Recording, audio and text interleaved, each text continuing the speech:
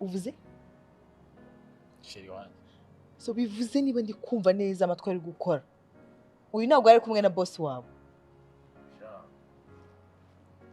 ese boss ko igihe yari ariko nakubwiye ko boss adahari kandi niyo nabikuye kagiye ukazi ukanomubura mu nzu yigeze ubona hari uhari ko uzi ibintu wabuze ingano y'agaciro k'ibintu wampombeje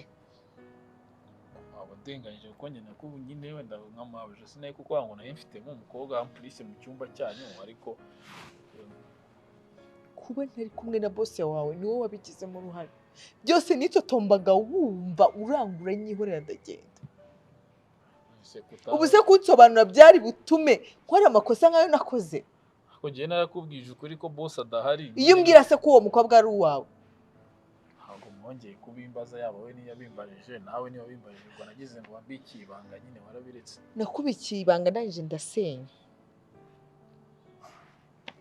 ikiri kujya mbere hagati yanyu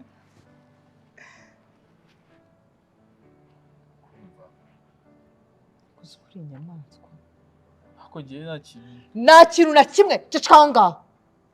nta kintu na kimwe wakoze amagambo navugiye imbere haya kuri arugi mbwira boss wawe nagwa yumvaga ubu soretse ko mbana kwa boss wawe nese njye nivanga mu nkundo za boss niba utivanga mu nkundo za boss iyi sakoshi nayisanze kwande ntago cyari mu cyumba cye nkubaza nagwa mbwe kwimva gutamuzi ese uyu mukundamo iki buriye nanjye nsige nkagukorera ubu yaragukunda kwihakana yarambye ngo nanga kuzi